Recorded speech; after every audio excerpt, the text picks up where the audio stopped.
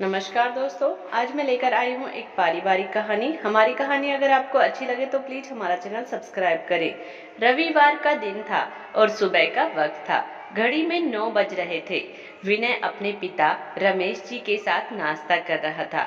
उसे अपने पिता के साथ दुकान के लिए निकलना था। विनय की पत्नी ऋतु रसोई में गर्मा गर्म पूड़ी बना रही थी और उनको परोस रही थी। वह एक स्कूल में टीचर का जॉब करती थी, पर शादी के बाद सासू माँ ने जॉब छुड़वा दी, जबकि उसकी माँ जया जी अपने कमरे में बैठकर टीवी देख रही थी। विनय की शादी ऋतु से 5 महीने पहले ही हुई थी। जब से विनय की शादी हुई है, घर की जिम्मेदारी अपनी बहू ऋतु को सौंपकर जया जी अपनी जिंदगी मस्त तरीके से जी रही है। अब सुबह लेट सोकर उठती है और अपना थोड़ा बहुत काम करके टीवी चालू करके बैठ जाती है। यहाँ तक कि नाश्ता और खाना भी अपने कमरे में ही करती है। एक बेटी है निशा, जो कॉलेज में पढ़ती है, पर वह अभी तक सो रही है। उसकी इच्छा होती है तो कॉलेज जाती है, नहीं तो सेल्फ स्टडी के नाम पर घर पर रुक जाती है और अपने कमरे में घंटों लैपटॉप या मोबाइल के सामने बिता देती है। रमेश जी और विनय नाश्ता कर रवाना हो जाते हैं और ऋतु प्लेट लगाकर अपनी सासू माँ जया जी को नाश्ता देने उनके कमरे में जाती है। तभी अचानक दरवाजे की घंटी बजी तो ऋतु ने जाकर दरवाजा खोला। सामने उसके पापा और छोटी बहन मीनू खड़ी हुई थी, जिन्हें देखकर ऋतु खुश हो गई और उन्हें घर में अंदर आने को कहा। उसके पापा ने अपने साथ लाए हुए कुछ फल, एक मिठाई का डब्बा और एक साड़ी ऋतु को पकड़ाई तो ऋतु ने कहा, पापा यह सब लाने की क्या जरूरत थी। पापा ने उसके सिर पर हाथ रखते हुए कहा, तेरे ससुराल आया हूँ तो खाली हाथ थोड़ी ना आता। तेरी माँ होती तो पता नहीं क्या क्या करती। मुझ में जितनी समझ थी मैंने उतना कर लिया। ऋतु ने फल और मिठाई का डब्बा और साड़ी हॉल में ही रख दी और उन्हें बिठाकर पानी लेने चली गई। उसके बाद में सासू माँ को बुलाने कमरे में गई। मम्मी जी, मेरे पापा और मीनू आए हैं। सुबह सुबह तुमने बताया नहीं कि वह लोग आने वाले हैं। जया जी के प्रश्न से ऋतु चुप हो गई। ऐसे सुबह सुबह बेटी के घर कौन जाता है, वह भी बिना फोन किए। ऋतु ने कहा, मम्मी जी मुझे नहीं पता था, यहाँ किसी जरूरी काम से आए होंगे, नहीं तो पापा बिना फोन किए किसी के घर नहीं जाते। ठीक है, उन्हें बताओ, मैं नाश्ता खत्म करके आती हूँ। जया जी ने अपना नाश्ता जारी रखा और ऋतु चुपचाप बाहर आ गई। अपने पापा से कुछ देर बात करके रसोई में चाय बनाने चली गई। चाय बनाकर ले आई और पापा ने चाय पी ली थी, लेकिन जया जी अभी तक कमरे से निकलकर नहीं आई। आखिर ऋतु के पापा ने कहा, बेटा मैं यहाँ जरूरी काम से आया हूँ, किसी क्लाइंट से मिलने जाना है। अगर लेट हो गया तो क्लाइंट निकल जाएगा। मैं समधन जी से वापस आकर मिलूंगा। तब तक मीनू यहीं तुम्हारे पास है। दोनों बहनें जी भर के बातें करो। वैसे भी तुझसे मिलने के लिए जिद करके यहाँ आई है। ठीक है पापा, आप अपना काम निपटा लीजिए। मम्मी जी से तो आप शाम को भी मिल सकते हो, ऋतु ने कहा तो उसके पापा वहां से रवाना हो गए।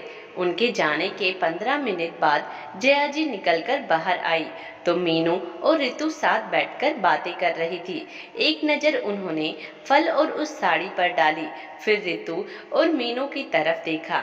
उन्हें देखते ही दोनों खड़ी हो गई और मीनू ने हाथ जोड़कर जया जी को नमस्कार कहा। अरे तुम्हारे पापा कहाँ गए, मुझसे तो मिले ही नहीं। ऋतु ने बात संभालते हुए कहा, मम्मी जी पापा कोई जरूरी काम से गए हैं, आते समय आपसे मिल लेंगे। हाँ भाई, पहले के लोग तो अपने समधी समधन से मिले बगैर इधर से उधर नहीं हो सकते थे। पहले का वक्त ही कुछ और था, पर आजकल नया जमाना है। खैर कोई बात नहीं, कहते कहते जया जी वहीं सोफे पर आकर बैठ गई और मीनू से बातें करने लगी। काफी देर तक इधर उधर की बात करते करते वह मीनू से बोली, अरे बेटा तुम्हारा यह सूट तो बहुत अच्छा लग रहा है, कहाँ से खरीदा। मीनू ने भी खुश होते हुए कहा, यह सूट मेरे जन्मदिन पर जब ऋतु दीदी और जीजाजी घर पर आए थे तो उन्होंने ही मुझे यह सूट दिलाया था। आपको अच्छा लगा सच में? मेरी दीदी और जीजाजी की पसंद तो बहुत अच्छी है, सभी को यह सूट बहुत पसंद आया। मीनू की बात सुनकर जया जी के चेहरे पर कई हाव भाव आकर चले गए। रितु वहीं बैठे बैठे उनके चेहरे के हाव भाव को नोटिस कर रही थी, पर कुछ नहीं बोली। कुछ देर बाद ननद निशा भी उठकर आ गई। मीनू को देखकर मुंह बनाते हुए कुटिल मुस्कान के साथ बोली, अरे आज इतनी सुबह सुबह कैसे? घर में कुछ काम नहीं था क्या, या फिर चाय पत्ती खत्म हो गई थी? उसकी यह बात पर जया जी हंसने लगी और मीनू ने रितु की तरफ देखा। इसे इस तरह रितु की तरफ देखता हुआ देखकर जया जी बोली, अरे बुरा मत मानना, निशा की तो आदत ही है मजाक करने की।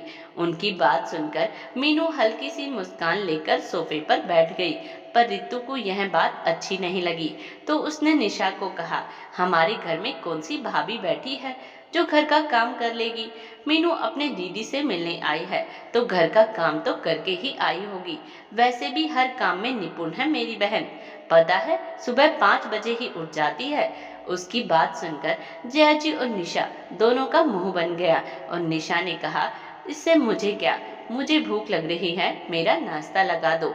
उसकी बात सुनकर रितु रसोई में गई तो मीनू भी उसके पीछे पीछे रसोई में आ गई। रितु ने गर्मा गर्म पोड़ियाँ उतारी और निशा को नाश्ता सर्व किया।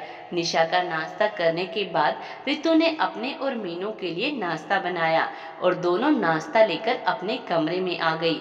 जब दोनों नाश्ता कर रही थी तब जया जी भी कमरे में आई तो रितु ने पूछा, कुछ चाहिए था मम्मी जी? अरे नहीं नहीं, मैं तो अपना चश्मा देखने आई थी, मिल ही नहीं रहा। रितु उनकी बात सुनकर मुस्कुरा दी और अपना नाश्ता करने लगी। जितनी देर मीनू घर पर रही, जया जी किसी न किसी बहाने से रितु के कमरे में आती रही। रितु को सब कुछ समझ में आ रहा था, पर अपनी बहन के सामने क्या तमाशा करती।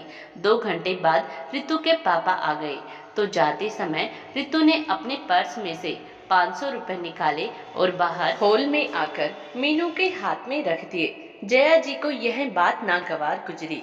उसके पापा के जाने के बाद जया जी बोली, अरे बहू रानी, बहुत पैसे आ गए हैं तुम्हारे पास, क्या जरूरत थी अपनी बहन को 500 रुपए देने की? 100 रुपए उसके हाथ में रख देती तो वैसे ही खुश हो जाती। मम्मी जी, मीनू मेरी शादी के बाद पहली बार अपने घर आई है, अच्छा लगता है क्या? 100 रुपए देना। रितु ने कहा तो सासू माँ तुरंत तेज आवाज में बोली, हाँ खुद तो बड़े अमीर घराने की बेटी है ना, क्या लेकर आए तेरे पापा? एक मिठाई का डब्बा और ये थोड़े फल, तेरे लिए साड़ी, और मुझे क्या देकर गए? 500 रुपए का लिफाफा। अरे मेरी बेटी भी घर में ही थी, उसको तो कुछ भी नहीं दिया। देखो मम्मी जी, मेरे पापा में जितनी समझ थी उन्होंने उतना कर दिया।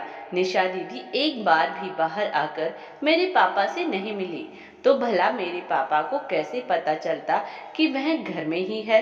उसकी बात सुनकर जया जी बोली, बहू बेवजह की बकवास मत कर मुझसे। तू धन्नो सेठानी अपनी बहन के जन्मदिन पर सूट खरीदकर मुझे बिना पूछे दे आई। तूने ऐसी हरकत की, तेरी तो नीयत ही खराब है। हमारे यहाँ पैसे क्या पेड़ पर उगते हैं जो तुम लुटा रही हो अपनी बहन पर? मम्मी जी, मेरी बहन को देने के लिए मैंने पैसे आपसे नहीं लिए, फिर आप भी बेवजह बात को क्यों पकड़ कर बैठी हैं? रितु का ऐसे कहते ही जया जी का गुस्सा फूट पड़ा। बहुत जबान चलाने लगी है तेरी, आने दे आज विनय को, फिर बताती हूँ। मेरे घर को मुफ्त में यूं लुटाने नहीं दूंगी तुझे। बर्दाश्त कर रही हूँ इसका मतलब यह नहीं कि तुम सिर पर चढ़कर नाचो। बड़बड़ाती हुई जया जी अपने कमरे में जाकर बैठ गई। पूरे दिन उन्होंने रितु से बात तक नहीं की, यहाँ तक कि दोपहर का खाना भी नहीं खाया। जया जी पूरे दिन भर मुंह फुलाई यूं ही बैठी रही। उन्होंने दिन में खाना भी नहीं खाया। रितु बहू थी तो उसका फर्ज था, इसीलिए अपना फर्ज समझकर थाली लगाकर कमरे में रखकर आ गई और एक बार जरूर कहा, मम्मी जी खाना खा लो। लेकिन जब जया जी ने उसकी बात सुनकर दूसरी तरफ मुंह कर लिया तो उसने भी ज्यादा बोलना उचित नहीं समझा। इस बार रितु ने भी बार बार जाकर उससे नहीं पूछा कि वह खाना खा रही है या नहीं। शाम के समय भी चाय नाश्ता बनाकर उनके कमरे में लेकर गई, पर तब भी उन्होंने रितु की एक बात नहीं सुनी। रितु चाय नाश्ता वहीं उनके कमरे में रखकर आ गई और अपनी चाय लेकर चाय पीने लगी। जया जी यह देखकर मन ही मन भुनभुनाती, लेकिन वह नाक से ऊंची थी, इसीलिए बहू से कैसे बोलती। पर इस बार रितु बार बार उनके आगे पीछे नहीं घूमी। दोपहर का खाना, चाय नाश्ता सब कुछ उनके कमरे में ही रखकर आई। एक बार जरूर बोला, पर ज्यादा नखरे नहीं खाए। जब उनकी बेटी को ही इस चीज से फर्क नहीं पड़ रहा तो फिर वह तो बहू थी। खैर, पूरा दिन ऐसे ही निकल गया। रात को जब विनय और रमेश जी आए तो जया जी का मुंह फुलाए हॉल में आकर बैठ गई।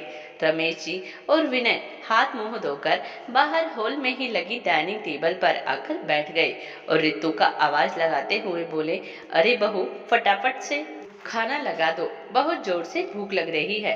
रितु ने भी गर्मा गर्म रोटियां सेक कर खाना परोसा। अभी रमेश जी ने एक निवाला मुंह में लिया ही था कि जया जी अपनी घड़ियालू आंसू बहाते हुए बोली, किसी को मेरी परवाह ही नहीं है। सबको अपनी सिर्फ अपनी भूख मिटाने से मतलब है। अभी मेरी कदर नहीं है तो भला आगे की तो क्या उम्मीद करूं। मैंने सुबह से सिर्फ नाश्ता किया है, मेरी भूख किसी को नहीं दिखती। अरे बहू तो फिर भी दूसरे घर से आई है। इस घर के सदस्यों के लिए मैंने अपनी पूरी जवानी सुहागा कर दी, उन्हें ही मेरी परवाह नहीं। रमेश जी का हाथ खाना खाते खाते रुक गया। वहीं विनय इशारे से रितु से पूछने लगा कि आखिर क्या बात है। रितु ने भी इशारे से बोल दिया कि इन्हीं से पूछ लो। अभी रमेश जी ने पूछा, अरे क्या बात है श्रीमती जी, क्यों परेशान हो रही हो और खाना क्यों नहीं बनाया। जब तक मैं बोलूंगी नहीं तुम लोगों को मेरी परवाह नहीं। एक बार पूछ तो लेती कि खाना खाया है या नहीं। अरे रोज हमारे आने से पहले तुम खाना खा लेती हो तो फिर इसमें पूछना क्या। रमेश जी की बात सुनकर जया जी अपने पल्लू से अपनी आंखों में आए हुए आंसुओं को पूछते हुए बोली, हाँ, मुझे कोई क्यों पूछेगा। यहाँ बहू भी अपनी मनमानी करती है और तुम लोग भी। अरे मैं नहीं होती तो यह घर घर होता क्या। जया जी ने रोते रोते फिर वही सारी बातें दोहरा दी कि कैसे रितु ने उसके बिना पूछे अपनी बहन मीनू को 500 रुपए दिए। यहाँ तक कि उसके जन्मदिन पर विनय और रितु को उसे नया सूट खरीद कर देकर आए थे। तब रमेश जी बोले, तो क्या हो गया श्रीमती जी, आखिर वो भी तो बेटी ही है, उसे खाली हाथ थोड़ी ना भेजती। और उसे इतना सा देकर तुम्हारे घर में कौन सा टोटा पड़ गया जो तुम इतना हंगामा कर रही हो। जया जी को बिल्कुल उम्मीद नहीं थी कि रमेश जी रितु का पक्ष लेंगे, पर अपनी बात नीची होती देखकर जया जी बोली, अरे मेरा घर यूं लुटाने के लिए नहीं है। इनके जैसे अपना घर लुटाती ना तो आज घर बसाकर न बैठी होती। और मेरी निशा की तुलना इसकी बहन से मत ही करो। मेरी बेटी किसी राजकुमारी से कम नहीं है। अगर ऐसे ही घर लूटना है तो मुझे किसी वृद्ध आश्रम में छोड़ आओ। मुझे नहीं रहना इस घर में, क्योंकि मैं मेरे घर को बर्बाद होते नहीं देख सकती। उनकी बात सुनकर रमेश जी सख्ते में आ गए। खाने की थाली से उठ खड़े हुए। अरे कैसी बात कर रही हो तुम, छोटी सी बात को रबड़ की तरह क्यों खींच रही हो। आखिर रितु भी इस घर की बहू है, इस परिवार की ही सदस्य है। जया जी गुस्से से बोली, फिर यह हरकत क्यों। मुझे नहीं पता, पर मेरे घर में इसकी मनमानी नहीं चलेगी। यह घर मेरा है, इसका नहीं। यह मायके से नहीं लाई थी इस घर को। मेरा घर इसकी बहन बेटियों को लुटाने के लिए नहीं है। कह दिया जो कह दिया बस, कहकर जया जी अपने कमरे में चली गई। रमेश जी ने अपने सिर पर हाथ रख लिया। विनय को तो कुछ समझ ही नहीं आ रहा था कि आखिर कहे क्या। इतनी छोटी सी बात को जया जी पकड़ लेंगी, इसकी उम्मीद उसे बिल्कुल नहीं थी।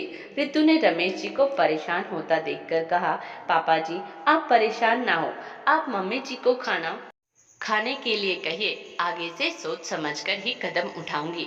पर बहू, यह तो सरासर मनमानी है, जबरदस्ती किसी को बांधकर तो नहीं रखा जा सकता। पापा जी आपको मुझ पर भरोसा है ना, बस यही काफी है। और रही बात मम्मी जी को समझाने की, तो अब मुझे इतना तो समझ में आ गया है कि उन्हें यह बात कैसे समझाई जाए। मैं यह बात उन्हें जरूर समझाऊंगी, वह भी बड़े प्यार से। रमेश जी बोले, आखिर बहू तुम्हारे मन में क्या चल रहा है?